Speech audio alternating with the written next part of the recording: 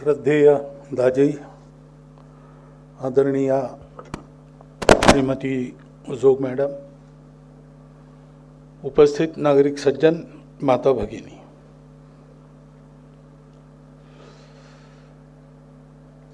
अभी जो अनुभव हम ले रहे थे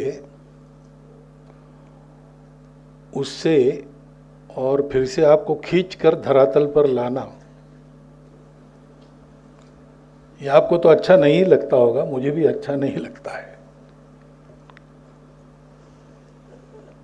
हम में से हर व्यक्ति ऐसे अनुभव के बाद ये चाहने लगता है कि सदा हम इसी में बने रहें।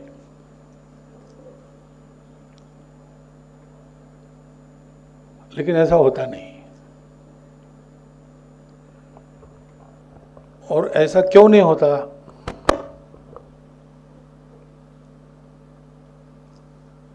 इसी का उत्तर मनुष्य खोजता है। सारे जीवन के अनुभव में से, उथल पुथल में से, प्रत्यक्ष अनुभूति की बात तो कही गई है, लेकिन बिना कुछ प्रयास किए पहला सांस हम लेते हैं और अंतिम सांस छोड़ते हैं। इसके बीच में जो अनुभूति नित्य है वो जगत की है, अपने शरीर मन बुद्धि की है, और वो सबसे प्रबल है।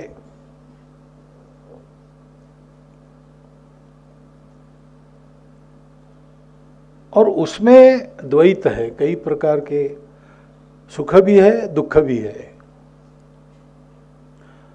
हर्षस्थान सहस्राणि भयस्थान शतानि च दिवसे दिवसे मूढ़म आविशन्ति न पंडिता, ऐसा कहा है। लेकिन जिसको स्पर्श नहीं कर सकते ऐसे पंडित बहुसंख्या में कभी रहते ही नहीं।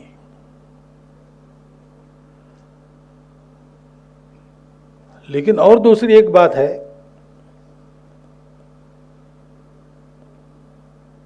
कि जो ऐसे पंडित बन गए, यानी जो इसके ऊपर चले गए, जिनको वो अनुभूति सदा के लिए प्राप्त हो गई, वैसे तो दुनिया से उनका कोई अब सरोकार नहीं है, और उस आनंद और शांति की अनुभूति से फिर से इस उथल पुथल वाली दुनिया में वापस आने का उनका मन भी नहीं है। लेकिन फिर भी वो वापस आते हैं और हम लोगों को इस स्तर से उठाकर उस स्तर तक ले जाने के लिए अपना जीवन खर्चा करते हैं।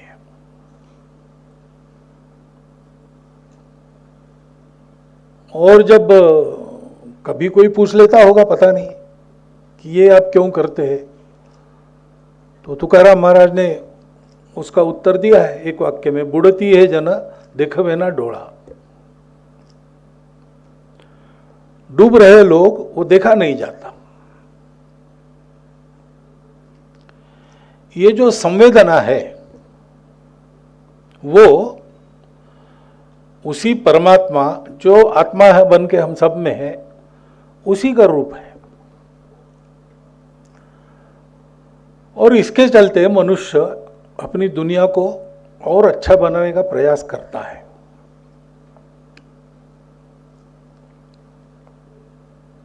तो स्वाभाविक मनुष्य को यह प्रश्न होता है कि दुनिया और अच्छी कैसे बने।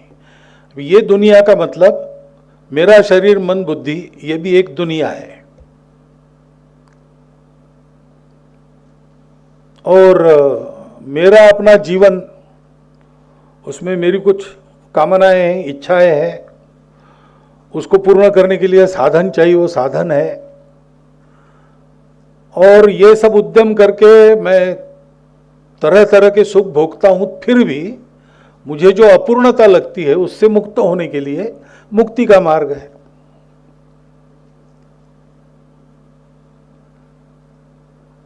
और मैं एक व्यक्ति हूं, मनुष्य के नाते इस विश्व में जन्मा हूं, तो मनुष्य समुदाय का घटक हूं, और ये सारा हमारा मनुष्य समुदाय सृष्टि में रहता है। ये भी एक दुनिया है।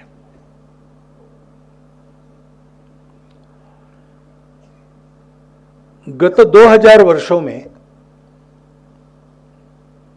इन तीनों प्रकार की सृष्टियों को ठीक करने के बहुत सारे प्रयास हुए। उसके पहले नहीं हुए ऐसा नहीं कह रहा हूं, लेकिन गत 2000 वर्षों में उसके पहले के जो प्रयास हुए थे उनको भुला देकर एक नए सिरे से प्रयास मानवता ने किए और बहुत सारे प्रयोग हुए। लेकिन आज की स्थिति यह है कि उससे उत्तर निकला नहीं, उल्टी समस्या और गहरी हो गई है।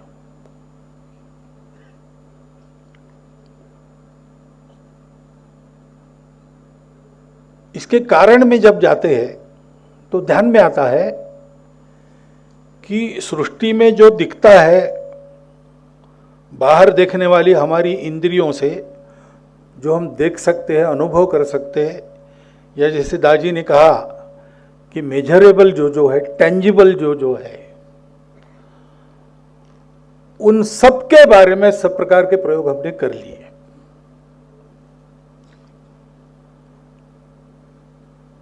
लेकिन इन सबको एक साथ ठीक रखने का, सुखी करने का, आगे बढ़ाने का रास्ता नहीं है।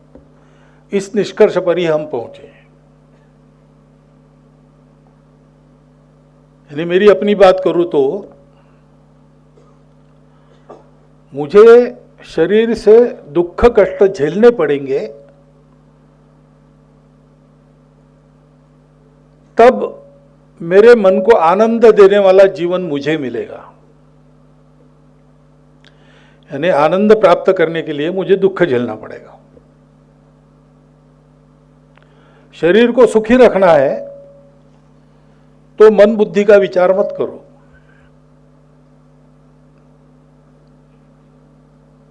नौकरी करो, डांट पड़ेगी, साहब डांटेंगे, कारण होगा नहीं होगा, घर में पत्नी से झगड़ा हो गया इसलिए ऑफिस में हमको डांटेंगे, ये सब जानते हुए भी सहन करो भाई, नौकरी करनी है। चाहे जब छुट्टी नहीं मिलेगी,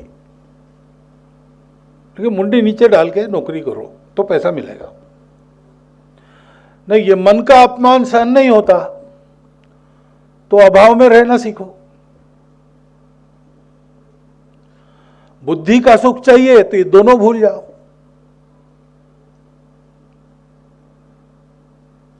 तीनों एक साथ सुखी नहीं हो सकते।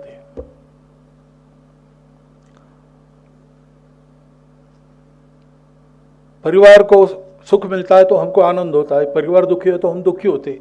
परिवार को सुखी रखने के लिए सुबह 6 बजे से लेकर रात को 12 बजे तक हम परिश्रम करते हैं, स्वयं दुख भोगते हैं। और जिस परिवार को सुखी रखना है उस परिवार में हम बहुत कम रहते हैं। कभी कभी ऐसा कहते हैं कि बच्चे पूछते हैं जिस दिन दुकान को छुट्टी रहती है उस दिन माताजी को कि नए आदमी कौन आया घर में, ऐसा। तो तीनों का सुख एक साथ नहीं मिलता है। और जो सुख है ऐसा हम कहते हैं वो शाश्वत नहीं है। पैसा कमाया, भरपूर कमाया, लेकिन जाने में समय नहीं लगता। पैसा वगैरह भरपूर कमाया, लेकिन कोई ऐसी व्याधि हो गई कि वो सारी टेस्ट ही चली गई। दुख, वियोग हो जाते, मृत्यु हो जाते, अपघात हो जाते हैं। अब अपने आप को ठीक रखने के लिए हमने प्रयास किया, जो वर्षा हुई तो कहीं से मिट्टी का ढेर आया, हम सबको बहा ले गया, मार दे गया।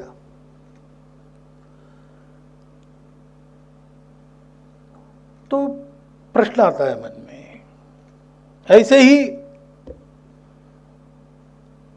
अर्थ और काम के पीछे लगते लगते लगते सुख नहीं मिलता है। और इसलिए हमको बताते हैं कि इसको छोड़ दो, इसका पूर्ण त्याग करो। जब इसका त्याग करोगे तभी मुक्ति मिलेगी। अब ये जब तक हम दुनिया में नहीं है तब तक तो ठीक है, लेकिन उस दुनिया में मेरी आत्मा भी है, मेरा मन भी है, शरीर भी है, बुद्धि भी है। तो आत्मा का सुख चाहिए तो तीनों का सुख छोड़ो, ऐसा है क्या? यानी आध्यात्मिकता और भौतिकता ये विरोधी है क्या? तो फिर चुनाव करना है तो सामान्य आदमी चुनाव भौतिकता का ही करेगा, क्योंकि वही अनुभव है। अभी ध्यान की अवस्था में हमने जो किया वो कितने देर किया? 24 घंटा का क्या अनुभव है? तो अर्थ काम की पूर्ति मिलेगी या मोक्ष मिलेगा, दोनों एक साथ नहीं मिल सकते। और ऐसे ही मुझे बड़ा होना है तो समाज के सर पर पैर देखे ही आगे भागना पड़ता है, और समाज को ठीक रखना है तो व्यक्तियों को जगड़ना पड़ता है। दो ही रास्ते हैं, कम्युनिज्म सोशलिज्म है या कैपिटलिज्म है, तीसरा तो है नहीं। व्यक्ति या तो समाज रूपी यंत्र का पुर्जा बन के काम करेगा या समाज को कुछ नहीं मानेगा, और मानवता प्रगति करेगी तो पर्यावरण नष्ट होगा। पर्यावरण को सुरक्षित रखना है, विकास बंद करो। इन प्रश्नों के उत्तर नहीं है, और ये प्रश्न कम थे। इनका उत्तर देने के लिए जो रास्ते खोजे वो रास्ते आपस में लड़ रहे हैं, हमारा ही सही बाकी सब गलत। यानी मनुष्य के जीवन में सुख शांति स्थैर्य लाने के लिए रास्ता आया, और उस रास्ते पर चलकर मनुष्य ने इतना दुख दुनिया में उत्पन्न किया है। ईश्वर को मानने वाले रास्ते निकले और शांति के नाम पर चले और खून की नदियां बहाई, ये इतिहास है।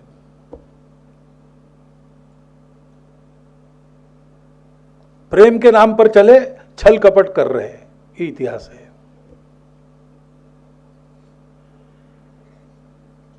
शोषण से गरीबों को मुक्ति दिलानी है, दुनिया के देशों को 70 साल तक जकड़ कर रखा।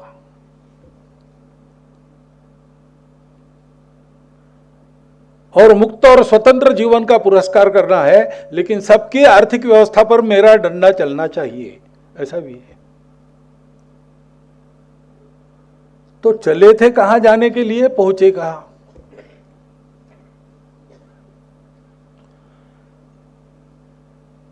इसमें उत्तर कैसा खोजे, ये समस्या मानवों के सामने है।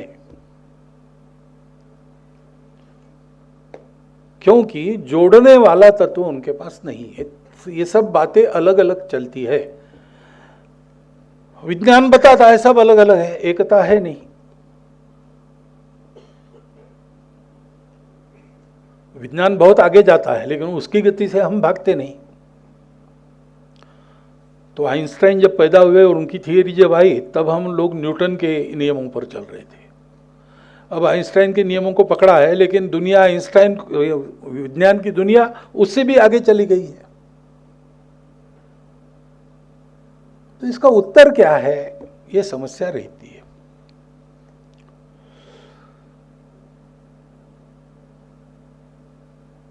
वैसे उत्तर दे चुके हैं, उत्तर मिल चुका है, उस उत्तर पर लोग चल चुके हैं, लेकिन पीढ़ियां बदलती है, समय बदलता है।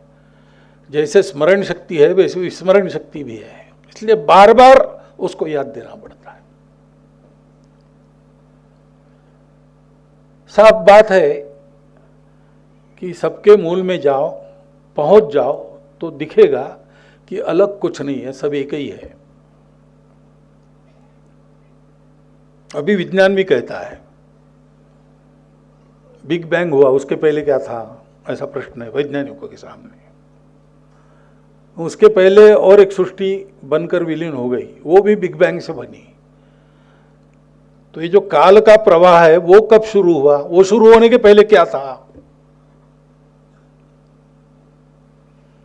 अब विज्ञान भी अनुमान लगा रहा है, तर्क दे रहा है, तो गणित से बता रहा है कि everything has come out of a single pre existing universal consciousness.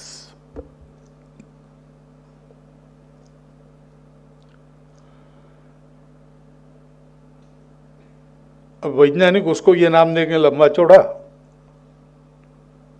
सामान्य आदमी उसे भगवान कहेगा। गॉड कहेगा, अल्लाह कहेगा जो कुछ कहना है। और उसको प्राप्त करने के ये विज्ञान अगर इस पर पक्का हो गया तो विज्ञान सहित अनेक रास्ते हो गए। लेकिन मजा ये है कि जब तक हम पहुंचते नहीं तब तक हमको अलग दिखता है, और जहां मैं हूं वही सही है ऐसा भी लगता है। कहानी स्वामी विवेकानंद ने बताई कि पहाड़ पर लोग चढ़ रहे थे चारों दिशाओं से, जो जहां था वहां से वो रास्ता बना रहा था। हर रास्ते पर चलने वाले को लगता था कि मैं तो पहुंचने वाला हूं, मैंने रास्ता अंत तक ध्यान में आ रहा है, मैं पहुंचूंगा। तो ये लोग बाकी सब अलग रास्ते, गलत रास्ते से जा रहे हैं। मैं उनको बुलाता हूं, आओ आओ इधर आओ, वो रास्ता खराब है तुम्हारा, वो गलत रास्ता है। इसको लेकर कहीं सुनी भी होती है, झगड़े भी होते हैं। लेकिन एक आदमी ऊपर पहुंच गया और उसने ऊपर से देखा तो उसने जाना कि अपने अपने जगह से आ रहे, सबके रास्ते अलग है, लेकिन सब यही पहुंचने वाले हैं।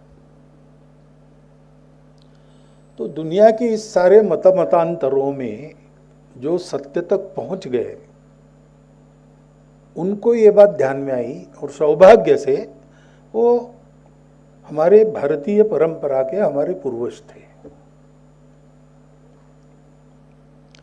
उनको वो बात मिल गई, जो यूनिवर्सल कॉन्शियसनेस है उसको उन्होंने अनुभूत कर लिया।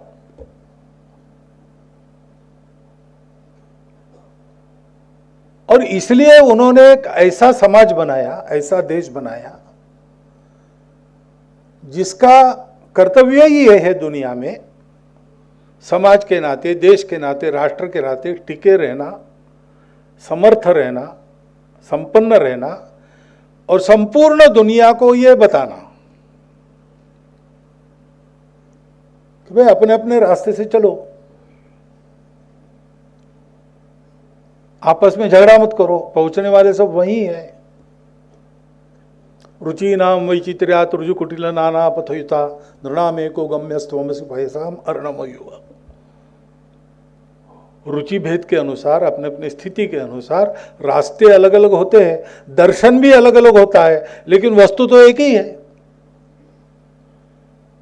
और इसलिए इन भेदों को भेद न मानते हुए आपस में समन्वय रखकर मिलजुल कर चलो। और इसलिए गुरुदेव जब कहते हैं one religion, one God, one humanity, तो वो भारत के सनातन आत्मा की पुकार उनके मुख से बोलती है। और आज समय आ गया है कि इस ओर सारी दुनिया बढ़े, उसके लिए भारत तैयार हो। और इसलिए इन बातों का विचार ये हमको करना है। केवल विचार करके काम नहीं होगा, क्योंकि चिंतन के साथ अनुभूति चाहिए। विचार किया, तर्क किया, अनुमान किया, लेकिन वैसा है कि नहीं ये प्रत्यक्ष देखना है। हमारी परंपरा ये भी है, हमारे यहां फेथ नहीं है। हमारे यहां यह बताया गया है कि हमने ऐसा किया, हमको ये मिला, तुम करके देखो। जो बताता है उसकी स्वयं की अनुभूति है, इसलिए वो पक्का है, पूर्ण आत्मविश्वास से कहता है कि मैंने देखा है और मैंने जैसा किया वैसा तुम करो, तुम्हें भी दिखेगा। लेकिन बिना देखे विश्वास मत करो, अनुभूति प्रमाण ये सर्वोच्च है। तू कहता है कागज लेखी, मैं कहता हूं आखन देखी। तो ये आखन देखी तक जाना पड़ेगा भारतवासियों को। सबके सब 140 करोड़ नहीं जाएंगे, लेकिन प्रयासरत सब रहेंगे। इसलिए अपने देश की परंपरा में हमारा परम लक्ष्य क्या है? सत्य तक पहुंचना।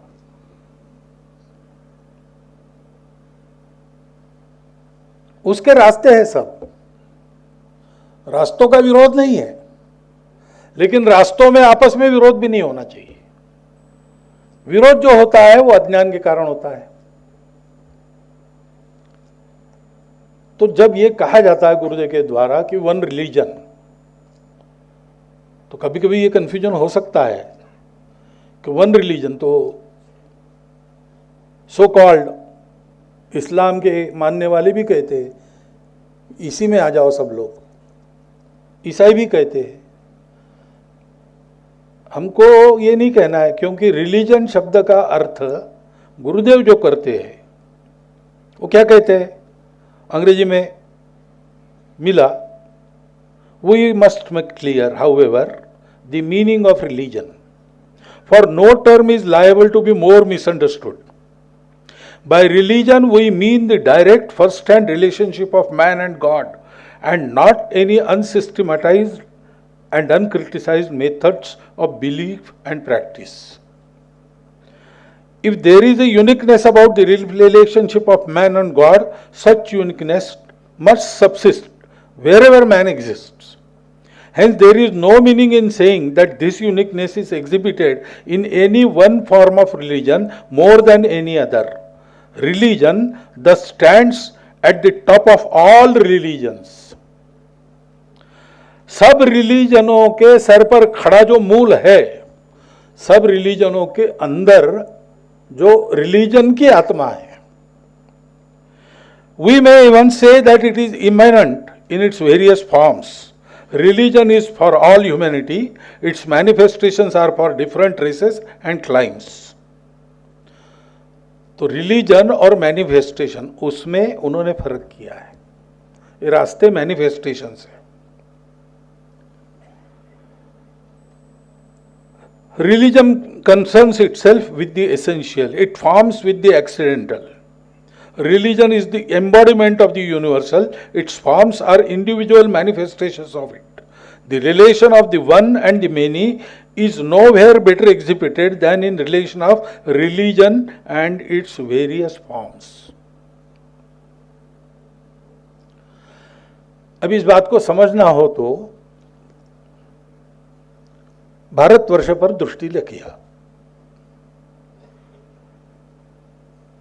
यहां अनेक रास्ते हैं, पहले से है, सब भारत से ही निकले हैं, और बृहस्पति के चारवाक दर्शन से लेकर तो सगुण भक्ति तक सब प्रकार है।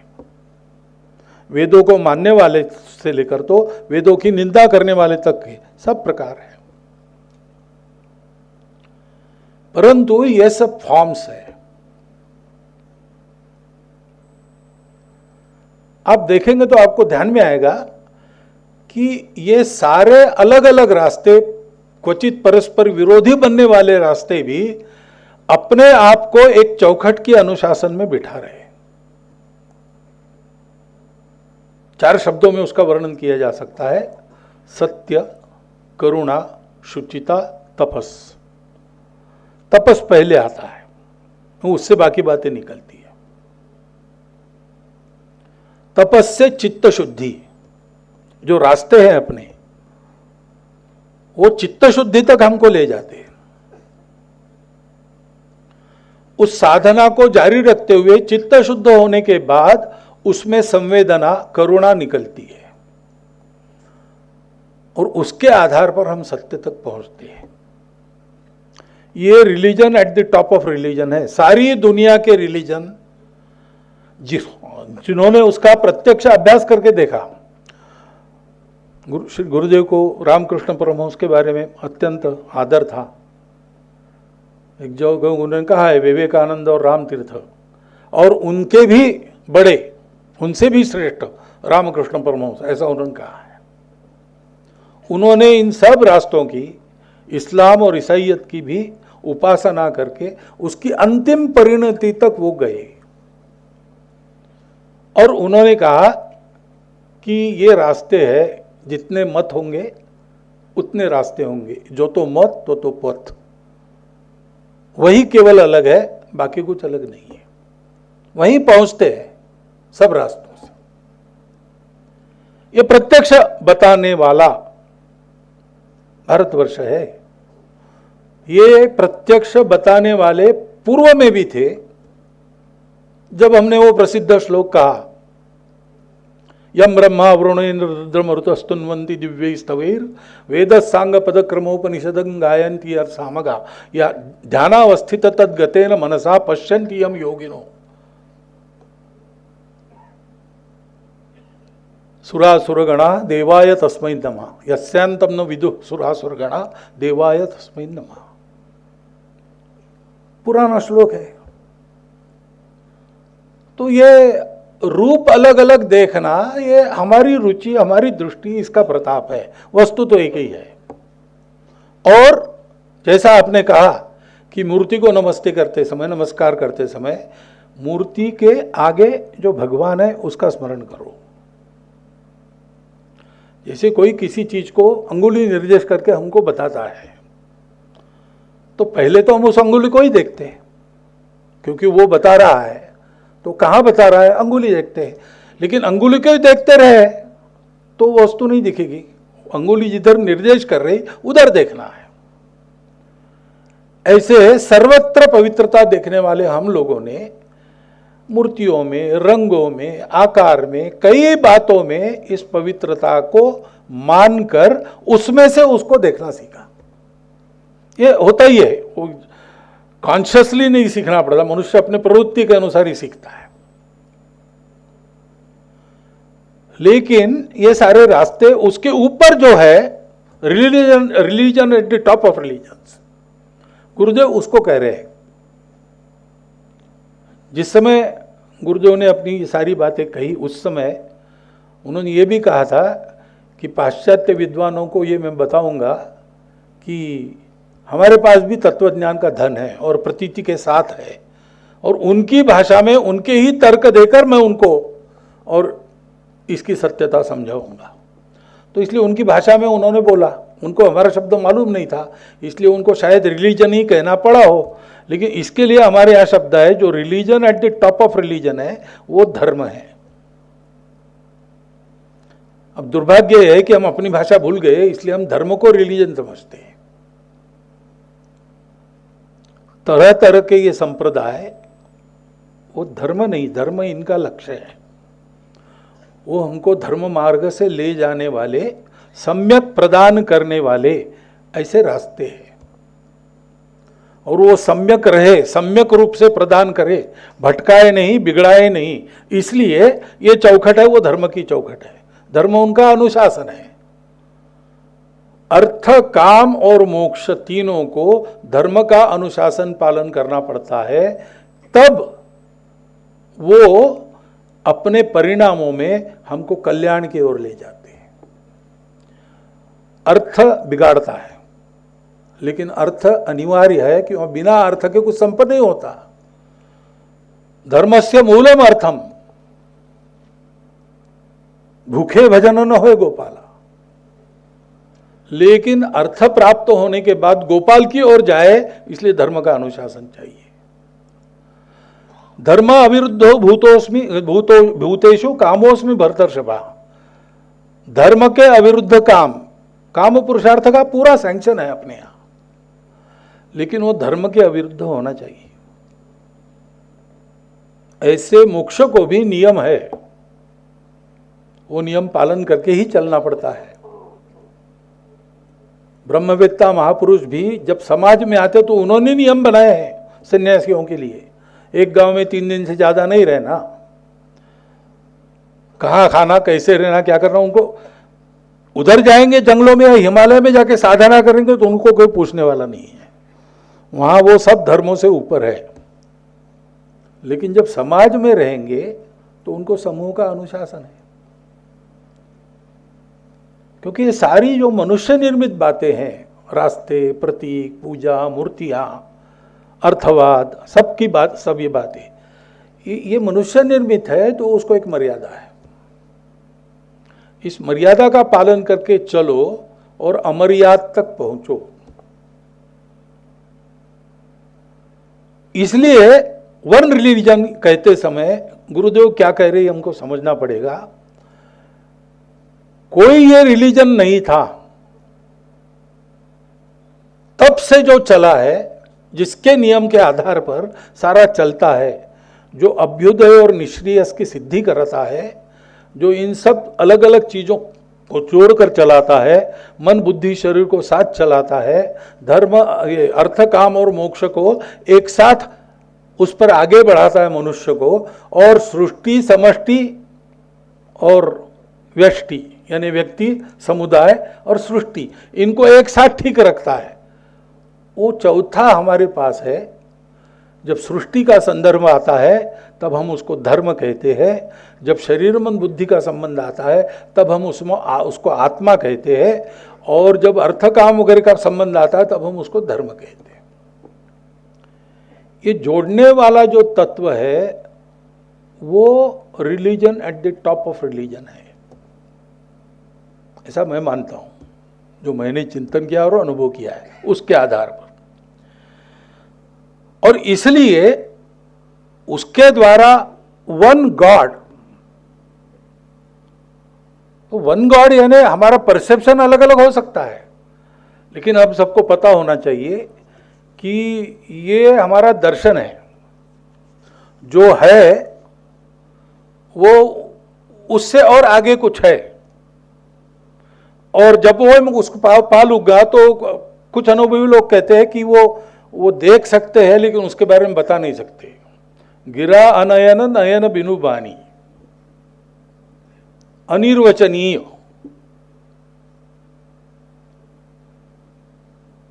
तो उसके आधार पर इस सारी दुनिया को हमको लाना है, उसके लिए चल रहा है। कैसे चलना, तो गुरुदेव ने उसके बारे में कहा है, अनुभूति चाहिए और फिलॉसफी चाहिए। We have said that religion, to deserve its high function, must be criticized and systematized religion. Herein comes in the aid which philosophy can give to it. Religion has to steer itself clear of the Scylla and Charybdis that surround it on both sides. ये सिल्ला और चैरिप्टिस क्या है, तो एक दंता कथा ऐसी है कि समुद्र में जाते समय भूमध्य सागर में से और एक राक्षसी सिल्ला है, वो चबा जाती है जहाज़ों को, दूसरी राक्षसी दूसरे तरफ है, वो पानी में खींच लेती है। सिल्ला से बचेंगे तो चैरिप्टिस पकड़ेगी, चैरिप्टिस से बचना चाहेंगे सिल्ला खा जाएगी। तो वो राक्षसी है कि नहीं पता नहीं। ऐसा भी कहते हैं कि एक तरफ ऊंची ऊंची बड़ी धार वाली चट्टानें हैं, उस पर जहाज़ों के टुकड़े होते, दूसरी तरफ झुक जाए तो उधर एक बड़ा भंवर है सागर में, ऐसा एक स्थान है वहाँ पे, उसको लेके कहा है।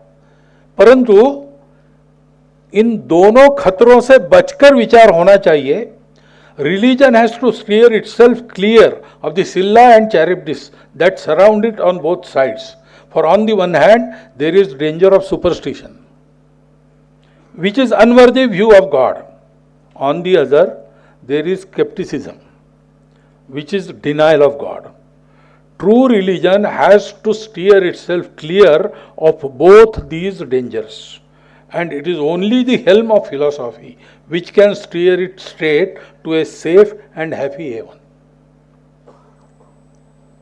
ऐसा ले जाना पड़ेगा, ऐसा ले जाना तो भगवान ने कहा है, न बुद्धिवेदम जनयेत अज्ञानाम कर्म संगिनाम। तो लोगों में ये सारी बातें दिखती है, उससे उनको बाहर तो लाना है, लेकिन बाहर लाते समय वो अश्रद्धा न बने, और अश्रद्धा न बने इसलिए उन्हीं अंधश्रद्धाओं में फंसे रहे। इन दोनों को टाल के उनको बाहर लाना है, तो फिर चिंतन करना पड़ता है, फिलॉसफी चाहिए। हम देखते जो कट्टरपन है, उस कट्टरपन का कारण आज मैंने सुबह भी कहा, कहीं आस्था विहीन चिंतन है, कहीं चिंतन विहीन आस्था है। सामान्यतः अपने भारतीय पंथ संप्रदायों में जो मूल कल्पना है वो इन दोनों को टालकर आस्था सहित चिंतन, चिंतन सहित आस्था, ऐसे चलने की है।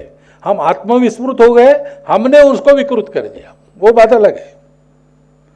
लेकिन मूल ये बात नहीं है, क्योंकि सब साक्षात्कारी महापुरुष थे और आज भी है। हमारा भाग्य है आज के समय में दुनिया के बाकी लोगों में वो चिंतन तो है, उनके मूल में भी साक्षात्कारी महापुरुष थे, लेकिन आज उनके पास अनुभूति वाला कोई नहीं है।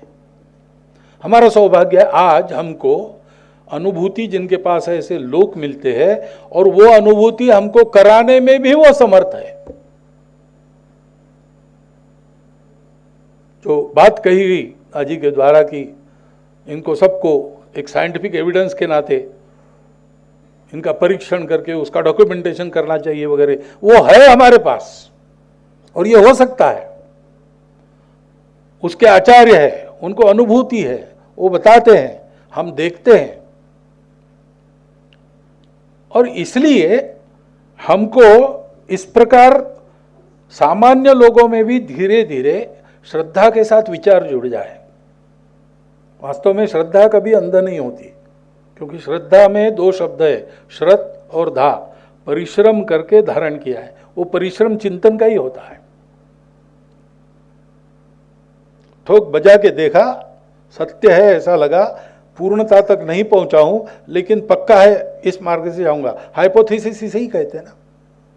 एक हाइपोथेसिस गुरुदेव का शब्द है, हाइपोथेसिस लेकर प्रयोग होता है।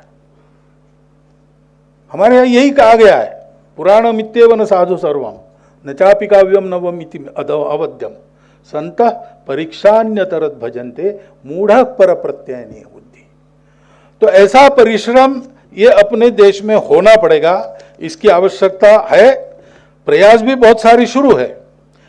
तो इस प्रकार का एक उद्यम चले और ये संघर्ष समाप्त हो, तभी समाप्त होगा, नहीं तो झगड़ा ही है। सब अलग अलग है। अगर सब अलग अलग है तो स्पर्धा है, स्ट्रगल फॉर एग्जिस्टेंस है और सर्वाइवल ऑफ द फिटेस्ट है। इसका मतलब everyone for himself, they will take the hindmost. ये सीधी बात है। जब तक उस एक को हम नहीं करते साक्षात करने का प्रयास सब लोग नहीं करते, तब तक ये बात चलती रहेगी। और इसलिए गुरुदेव ने कहा है, the problem of finding the universal in the midst of particulars, the unchanging in the midst of change has attracted the attention of every man of vision, whether he be philosopher or prince. और कहते हैं कि unquestionably the search after God remains the highest problem even today, and the philosophical jurisdiction of our spiritual life is as necessary today as it was hundreds of years ago. बीच में वैज्ञानिक प्रगति के कारण मनुष्य का जो अहंकार बढ़ गया, उसमें ऐसी कई बातें आ गई जिसने श्रद्धा को खंडन करने का भी काम किया है। यानी बंगाल में भी ऐसी स्थिति आई थी रामकृष्ण परमहंस के समय कि कॉलेज में पढ़ने वाले तरुण दक्षिणेश्वर में जगतधात्री की मूर्ति के सामने जाके सिगरेट पीते हुए hello miss Kali, how are you doing, ऐसा करते थे अपने ही देश के लोग। तो ठीक है, मूर्ति में परमेश्वर नहीं है, लेकिन मूर्ति में से परमेश्वर देखा जा सकता है, ये तो है। तो यहां तक स्थिति आ गई थी कि अपना जो कुछ है वो सब बेकार है, जो विज्ञान का है वही ठीक है। और दूसरा भी एक्सट्रीम था, विज्ञान में कुछ पढ़ा नहीं, जो अपना है वही ठीक है। वास्तव में साइंस और स्पिरिचुअलिटी ये दुश्मन होने का कोई कारण नहीं है। इसके बारे में गुरुदेव ने भी बहुत कहा है। साइंटिफिक स्पिरिट है, वो साइंस में भी काम करता है, अध्यात्म में भी काम करता है। विवेकानंद पूछते थे कि आप बता बहुत रहे हैं, लेकिन आपने देखा है क्या भगवान को? रविन्द्रनाथ के पिताजी देवेंद्रनाथ ठाकुर उनके पास गए, वो बताने लगे भगवान, उनका आपने देखा है क्या, बताओ। तो वो चमक गए एकदम ये प्रश्न सुन के। तो उन्होंने देखा विवेकानंद को गौर से और कहा, तुम्हारी आंखें कुछ अलग है। और कहा नहीं नहीं, आप ये बताओ भगवान को देखा है कि नहीं। तो तुम बड़े मनस्वी, तो वो आप सीधा क्यों नहीं बताते, देखा है कि नहीं देखा है? तो फिर उन्होंने कहा नहीं मैंने नहीं देखा है, लेकिन तुम देखना चाहते हो तो तुम जाओ दक्षिणेश्वर, शायद वहां तुमको उत्तर मिलेगा। और विवेकानंद ने रामकृष्ण परमहंस को यही पूछा, तो उनको एक आत्मविश्वास भरा उत्तर मिला। चौथी भी नहीं पढ़े थे रामकृष्ण परमहंस, एक सामान्य पुजारी थे और पागल से लगते थे लोगों को। उन्होंने कहा बिल्कुल देखा है, तुमको जैसा देख रहा हूं वैसे देखता हूं, तुमसे जैसी बात करता हूं उससे अधिक स्पष्ट बात उनसे करता हूं, और तुम मेरे बताए रास्ते पर चलोगे तो तुम भी देखोगे। और मृत्युशैया पर रामकृष्ण परमहंस थे, तब तक परीक्षा लेकर विवेकानंद ने उनको स्वीकार किया है। तो ये जो हमारी परंपरा है उससे कोई अंधश्रद्धा नहीं उत्पन्न होती, लेकिन हमने उसको छोड़ दिया। जैसा दादी ने कहा कि क्यों पिताजी कहते थे, दादाजी कहते थे, नानी जी कहती थी, इसमें भी कोई बुरी बात नहीं है। आप तो वाक्य एक, वो भी एक प्रमाण का प्रकार है, परंतु वो प्रमाण जांच करनी पड़ती है। उन्होंने बताया इसलिए ठीक है, लेकिन उन्होंने जो बताया वो मैंने भी अनुभव किया, ये होना चाहिए।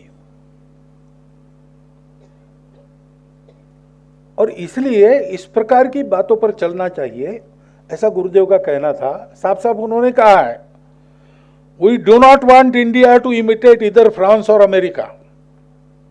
France with its failing birth rate, its frivolous immoral capital, its denuded farms and dying commerce.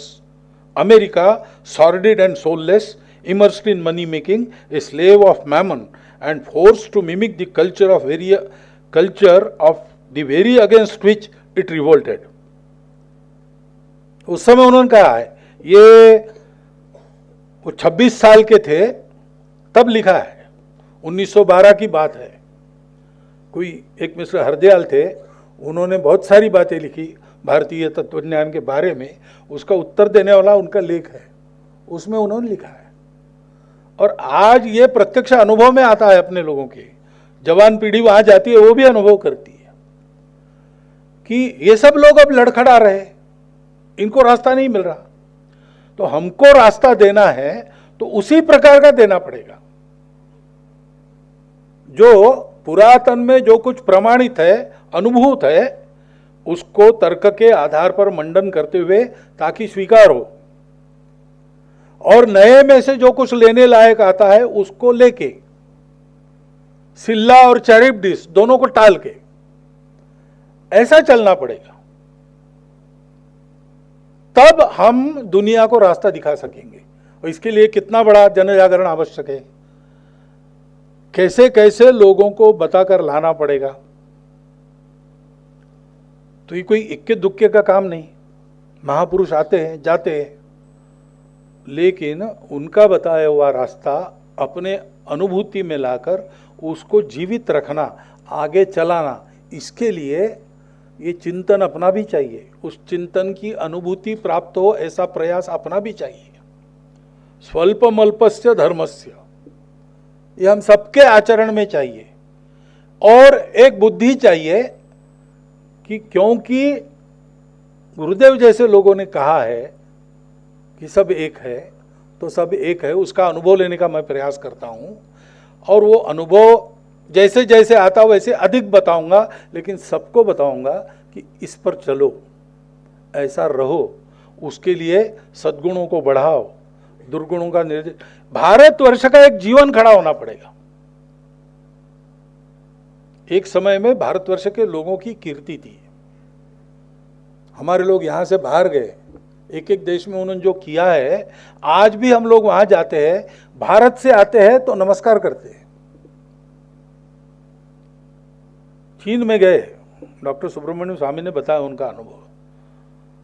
तो वहाँ एक मंदिर देखा, शिंतो मंदिर, चीन में भी एक था, वो जापान का है, चीन में कैसा देखने के लिए गए।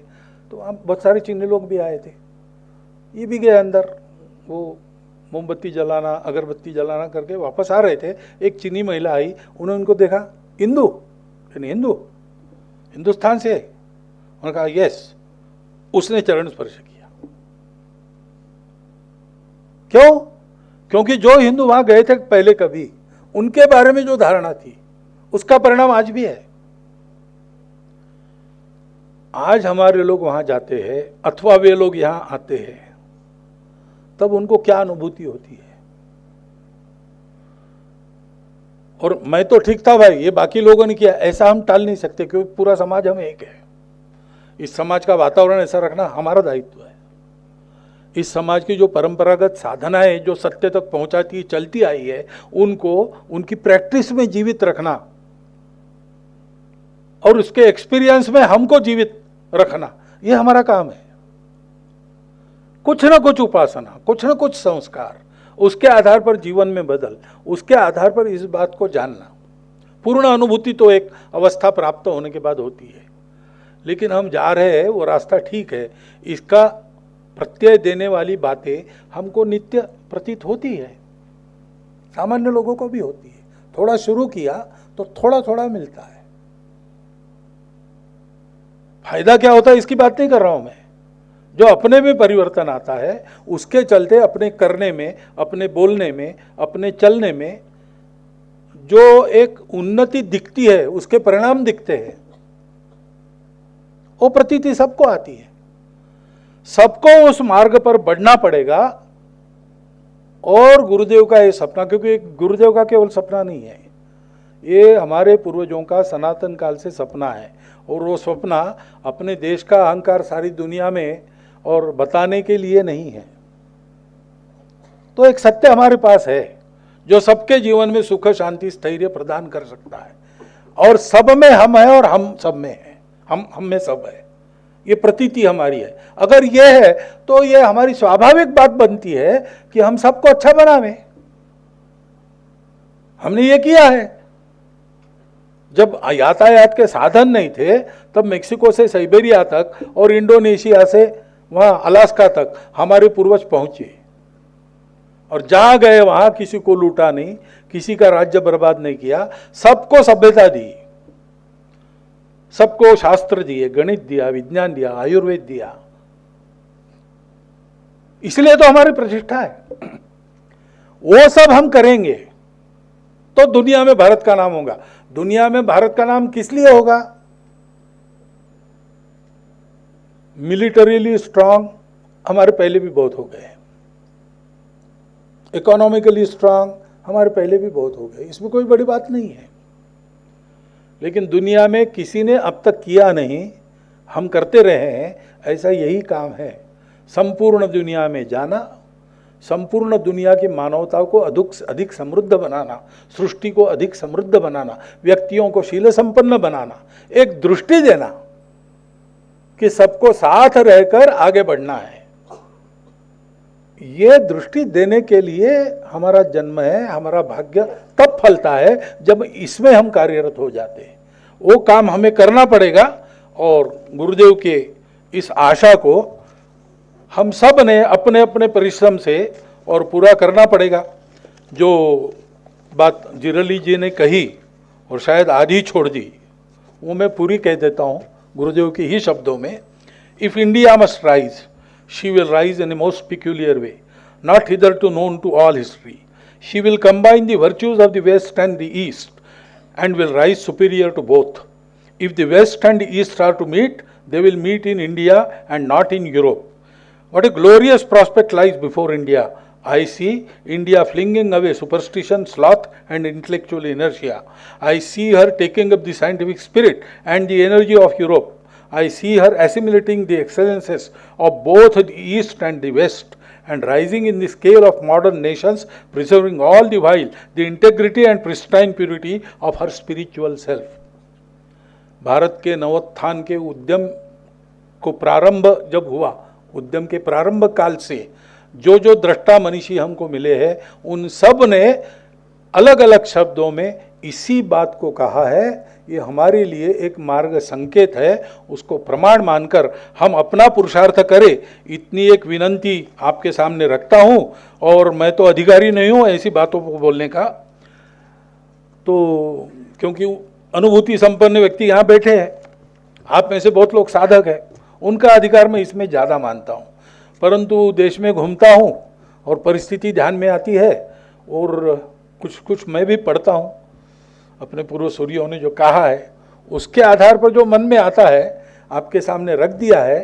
क्योंकि ये अपनी एकेडमी है वो उस चिंतन के लिए स्थापित हो गई है, कंपैरेटिव स्टडी, जिसमें से ये निकले कि रास्ते अलग अलग है, जाना एक ही जगह है, जिसमें से ये निकले कि सब में हम है और सब हम में है, जिसमें से ये निकले कि उसका रियलाइजेशन ये परम ध्येय है अपना, भोग उपभोग ये नहीं है। ये सारी बातें फिर एक बार चिंतन मंथन से और पावन होकर फिर से निकले और सारी दुनिया में फैले, इसी के लिए एकेडमी बनी है और उसके 100 साल पूरे हो रहे हैं। तो एक तरह से ये टेक ऑफ पीरियड है उसके लिए, ऐसा मैं मानता हूँ। और अब भारत में तो कर ही रहे हैं, अब थोड़ा बाहर जाकर भी इसको करना चाहिए। तो आगे आने वाले वर्ष भर के कार्यक्रमों में से इन प्रयासों की नींव रखी जाएगी, ऐसी आशा भी करता हूँ। और मुझे अनधिकार व्यक्ति का आपने शांति से इतना सुन लिया और मुझे जैसे को यहाँ बुलाया इस कार्यक्रम के लिए, इसलिए एकेडमी का और आप सबका धन्यवाद करता हुआ मेरे 4 शब्द समाप्त करता हूँ।